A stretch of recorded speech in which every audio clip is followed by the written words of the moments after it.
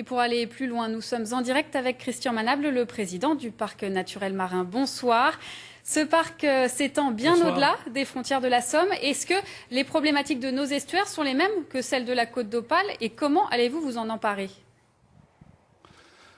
Les problématiques sont les mêmes parce que la mer ne connaît pas de limites administratives. Elle ne connaîtra pas non plus d'ailleurs les limites du périmètre que nous avons fixé pour ce parc naturel marin nouveau.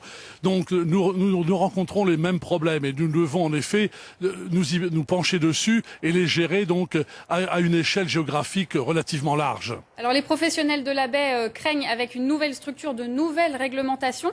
Qu'est-ce que vous leur répondez ? Non, il n'y a pas de nouvelle réglementation. Le parc naturel marin n'émet pas de règlements, de directives. C'est un lieu, je dirais, de partage de connaissances, de partage donc d'avis entre des usagers de la mer qui représentent une très grande diversité et qui prend cette fois en considération l'élément marin lui-même. Parce que jusqu'à présent, on gérait surtout l'estran, on gérait la bande littorale. Là, c'est l'interface entre la mer et la terre. Et l'élément marin, il faut bien le dire, c'est pas dans une tradition française. Les Français sont plus des terriens, si je puis dire, alors que nous avons le deuxième domaine maritime du monde. Et justement, quelle sera votre priorité ? Est-ce que par exemple l'ensablement de la baie en fera partie ?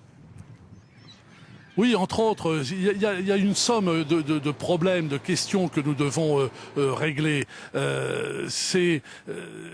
Effectivement, tout sera pris en compte. Les déchets rejetés en mer, le réchauffement climatique avec le rehaussement marin, la protection du littoral, mais surtout, le parc naturel marin n'est pas un sanctuaire. Il ne va pas figer les choses. Au contraire, il contribue au développement des activités économiques et en même temps à la protection de l'environnement et tout cela dans une démarche de développement durable. Alors la Cour des comptes, vous êtes président du Conseil général, la Cour des comptes vient de pointer la lourdeur de l'administration française. Est-ce que là, ça n'est pas une strate de plus ?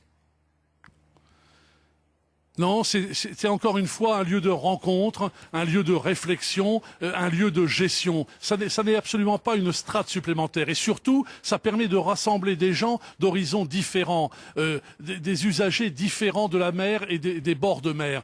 Vous savez, il y a une symbolique dans l'élection qui a eu lieu cet après-midi à Boulogne-sur-Mer. C'est que parmi les 4 vice-présidents se sont retrouvés côte à côte à la fois un chasseur et un écologiste.